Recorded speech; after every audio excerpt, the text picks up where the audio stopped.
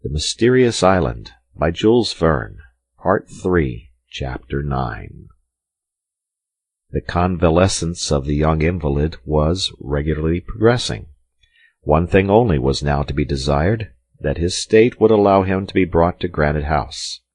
However well built and supplied the corral house was, it could not be so comfortable as the healthy granite dwelling. Besides, it did not offer the same security, and its tenants, notwithstanding their watchfulness, were here always in fear of some shot from the convicts. There, on the contrary, in the middle of that impregnable and inaccessible cliff, they would have nothing to fear, and any attacks on their persons would certainly fail. They therefore waited impatiently for the moment when Herbert might be moved without danger from his wound, and they were determined to make this move, although the communication through Jacamar Wood was very difficult. They had no news from Neb, but were not uneasy on that account. The courageous negro, well entrenched in the depths of Granite House, would not allow himself to be surprised. Top had not been sent again to him, as it appeared useless to expose the faithful dog to some shot which might deprive the settlers of their most useful auxiliary. They waited, therefore, although they were anxious to be reunited at Granite House. It pained the engineer to see his forces divided, for it gave great advantage to the pirates. Since Ayrton's disappearance they were only 4 against 5, for Herbert could not yet be counted, and this was not the least care of the brave boy, who well understood the trouble of which he was the cause. The question of knowing how, in their condition, they were to act against the pirates was thoroughly discussed on the 29th of November by Cyrus Harding, Gideon Spillit, and Pencroft, at a moment when Herbert was asleep and could not hear them. "My friends," said the reporter, after they had talked of Neb and of the impossibility of communicating with him, "I think, like you, that to venture on the road to the corral would be to risk receiving a gunshot without being able to return it. But do you not think that the best thing to be done now is to openly give chase to these wretches?" "That is just what I was thinking," answered Pencroft. "I believe we're not fellows to be afraid of a bullet, and as for me, if Captain Harding approves, I'm ready to dash into the forest. Why, hang it, man, one man is equal to another." "But is he equal to 5?" asked the engineer. "I will join Pencroft," said the reporter, "and both of us well armed and accompanied by Top." "My dear Spilett, and you, Pencroft," answered Harding, "let us reason coolly. If the convicts were hid in one spot of the island, if we knew that spot, and had only to dislodge them, I would undertake a direct attack. But is there not occasion to fear, on the contrary, that they are sure to fire the first shot?" "Well, Captain," cried Pencroft, "a bullet does not always reach its mark." "That which struck Herbert did not miss, Pencroft," replied the engineer. "Besides, observe that if both of you left the corral, I should remain here alone to defend it. Do you imagine that the convicts will not see you leave it? That they will not allow you to enter the forest, and that they will not attack it during your absence, knowing that there is no one here but a wounded boy and a man?" "You are right, Captain," replied Pencroft, his chest swelling with sullen anger. "You are right, and they will do all they can to retake the corral, which they know to be well stored, and alone you could not hold it against them." "Oh, if we were only at Granite House!" "If we were at Granite House," answered the engineer, "the case would be very different. There I should not be afraid to leave Herbert with one, while the other 3 went to search the forests of the island. But we are at the corral, and it is best to stay here until we can leave it together." Cyrus Harding's reasoning was unanswerable, and his companions understood it well. "If only Ayrton was still one of us," said Gideon Spillit. "Poor fellow, his return to social life will have been but of short duration." "If he is dead," added Pencroft in a peculiar tone. "Do you hope, then, Pencroft, that the villains have spared him?" asked Gideon Spilett. "Yes, if they had any interest in doing so." "What? You suppose that Ayrton, finding his old companions, forgetting all that he owes us—" "Who knows?" answered the sailor, who did not hazard this shameful supposition without hesitating. "Pencroft," said Harding, taking the sailor's arm, "that is a wicked idea of yours, and you will distress me much if you persist in speaking thus. I will answer for Ayrton's fidelity." "And I also," added the reporter quickly. Yes, Captain, I was wrong," replied Pencroft. "It was a wicked idea indeed that I had, and nothing justifies it. But what can I do? I'm not in my senses. This imprisonment in the corral wearies me horribly, and I have never felt so excited as I do now." "Be patient, Pencroft," replied the engineer. "How long will it be, my dear Spilett, before you think Herbert may be carried to Granite House?" "That is difficult to say, Cyrus," answered the reporter, "for any imprudence might involve terrible consequences. But his convalescence is progressing, and if he continues to gain strength, in 8 days from now, well, we shall see." 8 days! That would put off the return to Granite House until the first days of December. At this time 2 months of spring had already passed. The weather was fine, and the heat began to be great. The forests of the island were in full leaf, and the time was approaching when the usual crops ought to be gathered. The return to the plateau of Prospect Heights would, therefore, be followed by extensive agricultural labors, interrupted only by the projected expedition through the island. It can therefore be well understood how injurious this seclusion in the corral must have been to the colonists. But if they were compelled to bow before necessity, they did not do so without impatience. Once or twice the reporter ventured out into the road and made the tour of the palisade. Top accompanied him, and Gideon Spillit, his gun cocked, was ready for any emergency. He met with no misadventure and found no suspicious traces. His dog would have warned him of any danger, and, as Top did not bark, it might be concluded that there was nothing to fear at that moment at least, and that the convicts were occupied in another part of the island.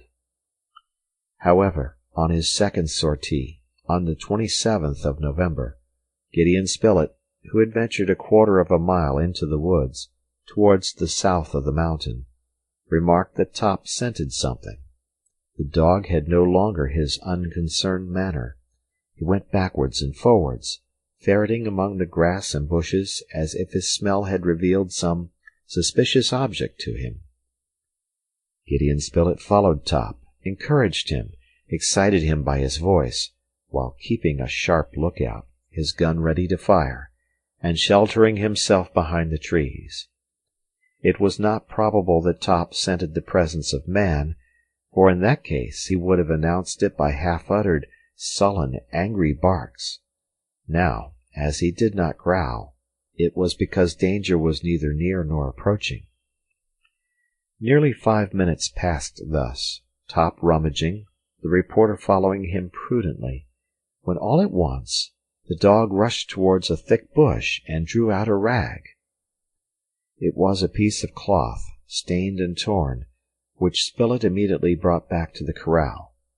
There it was examined by the colonists, who found that it was a fragment of Ayrton's waistcoat, a piece of that felt manufactured solely by the Granite House factory.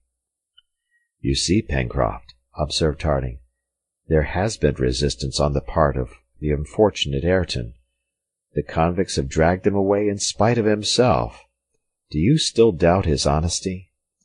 "No, Captain," answered the sailor, "and I repented of my suspicion a long time ago. But it seems to me that something may be learned from the incident." "What is that?" asked the reporter. "It is that Ayrton was not killed at the corral, that they dragged him away living, since he has resisted. Therefore, perhaps, he is still living."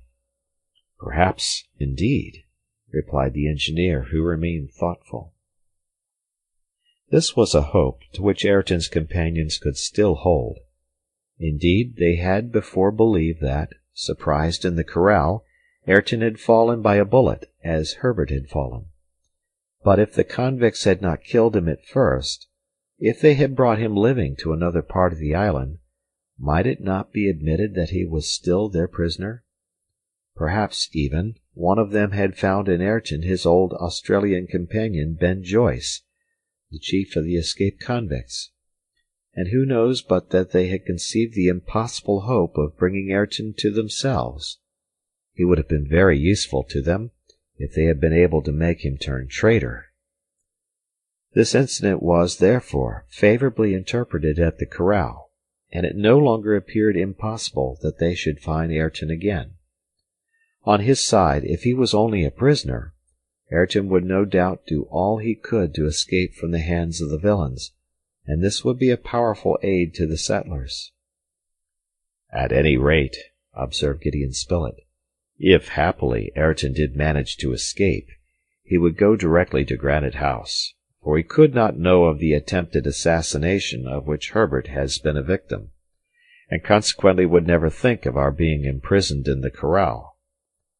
"Oh, I wish that he was there at Granite House," cried Pencroft, "and that we were there too. For although the rascals can do nothing to our house, they may plunder the plateau, our plantations, our poultry yard." Pencroft had become a thorough farmer, heartily attached to his crops. But it must be said that Herbert was more anxious than any to return to Granite House, for he knew how much the presence of the settlers was needed there, and it was he who was keeping them at the corral. Therefore one idea occupied his mind: to leave the corral, and when. He believed he could bear removal to Granite House. He was sure his strength would return more quickly in his room, with the air and sight of the sea. Several times he pressed Gideon Spillit, but the latter, fearing, with good reason, that Herbert's wounds, half healed, might reopen on the way, did not give the order to start. However, something occurred which compelled Cyrus Harding and his two friends to yield to the lad's wish, and God alone knew that this determination might cause them grief and remorse. It was the 29th of November, 7 o'clock in the evening. The three settlers were talking in Herbert's room when they heard Top utter quick barks. Harding, Pencroft, and Spilett seized their guns and ran out of the house. Top, at the foot of the palisade, was jumping, barking, but it was with pleasure, not anger. "Someone is coming." "Yes, it is not an enemy." "Neb, perhaps? Or Ayrton?" These words had hardly been exchanged between the engineer and his two companions when a body leaped over the palisade and fell on the ground inside the corral. It was Jup, Master Jup in person, to whom Top immediately gave a most cordial reception. "Jup!" exclaimed Pencroft. "Neb has sent him to us," said the reporter. "Then," replied the engineer, "he must have some note on him." Pencroft rushed up to the orang. Certainly, if Neb had any important matter to communicate to his master, he could not employ a more sure or more rapid messenger, who could pass where neither the colonists could, nor even Top himself. Cyrus Harding was not mistaken. At Jup's neck hung a small bag, and in this bag was found a little note traced by Neb's hand. The despair of Harding and his companions may be imagined when they read these words: "Friday, 6 o'clock in the morning, plateau invaded by convicts. Neb." They gazed at each other without uttering a word. Then they re-entered the house. What were they to do? The convicts on Prospect Heights! That was disaster, devastation, ruin. Herbert, on seeing the engineer, the reporter, and Pencroft re-enter, guessed that their situation was aggravated, and when he saw Jup, he no longer doubted that some misfortune menaced Granite House. "Captain Harding," said he, "I must go. I can bear the journey. I must go." Gideon Spilett approached Herbert, then, having looked at him, "Let us go, then," said he. The question was quickly decided whether Herbert should be carried on a litter or in the cart which had brought Ayrton to the corral. The motion of the litter would have been more easy for the wounded lad, but it would have necessitated 2 bearers. That is to say, there would have been 2 guns less for defense if an attack was made on the road. Would they not, on the contrary, by employing the cart, leave every arm free? Was it impossible to place the mattress on which Herbert was lying in it, and to advance with so much care that any jolt should be avoided? It could be done. The cart was brought. Pencroft harnessed the onager. Cyrus Harding and the reporter raised Herbert's mattress and placed it on the bottom of the cart. The weather was fine. The sun's bright rays glanced through the trees. "Are the guns ready?" asked Cyrus Harding. They were. The engineer and Pencroft, each armed with a double-barreled gun, and Gideon Spillit carrying his rifle, had nothing to do but start. "Are you comfortable, Herbert?" asked the engineer. "Ah, Captain," replied the lad, "don't be uneasy. I shall not die on the road." While speaking thus, it could be seen that the poor boy had called up all his energy, and by the energy of a powerful will had collected his failing strength. The engineer felt his heart sink painfully. He still hesitated to give the signal for departure, but that would have driven Herbert to despair, killed him perhaps. "Forward," said Harding. The gate of the corral was opened. Jup and Top, who knew when to be silent, ran in advance. The cart came out, the gate was reclosed, and the onager, led by Pencroft, advanced at a slow pace. Certainly it would have been safer to have taken a different road than that which led straight from the corral to Granite House, but the cart would have met with great difficulties in moving under the trees. It was necessary, therefore, to follow this way, although it was well known to the convicts. Cyrus Harding and Gideon Spillit walked one on each side of the cart, ready to answer to any attack. However, it was not probable that the convicts would have left the plateau of Prospect Heights. Neb's note had evidently been written and sent as soon as the convicts had shown themselves there. Now, this note was dated 6 o'clock in the morning, and the active orang, accustomed to come frequently to the corral, had taken scarcely 3/4 of an hour to cross the 5 miles which separated it from Granite House. They would, therefore, be safe at that time, and if there was any occasion for firing, it would probably not be until they were in the neighborhood of Granite House. However, the colonists kept a strict watch. Top and Jup, the latter armed with his club, sometimes in front, sometimes beating the wood at the sides of the road, signalized no danger. The cart advanced slowly under Pencroft's guidance. It had left the corral at 7:30. An hour after, 4 out of the 5 miles had been cleared, without any incident having occurred. The road was as deserted as all that part of the Jacamar Wood which lay between the Mercy and the lake. There was no occasion for any warning. The wood appeared as deserted as on the day when the colonists first landed on the island. They approached the plateau. Another mile and they would see the bridge over Creek Glycerine. Cyrus Harding expected to find it in its place, supposing that the convicts would have crossed it, and that, after having passed one of the streams which enclosed the plateau, they would have taken the precaution to lower it again, so as to keep open a retreat. At length an opening in the trees allowed the sea horizon to be seen, but the cart continued its progress, for not one of its defenders thought of abandoning it. At that moment Pencroft stopped the onager, and in a hoarse voice, "Oh, the villains!" he exclaimed, and he pointed to a thick smoke rising from the mill, the sheds, and the buildings at the poultry yard. A man was moving about in the midst of the smoke. It was Neb. His companions uttered a shout. He heard and ran to meet them. The convicts had left the plateau nearly half an hour before, having devastated it. "And Mr. Herbert?" asked Neb. Gideon Spillit returned to the cart. Herbert had lost consciousness.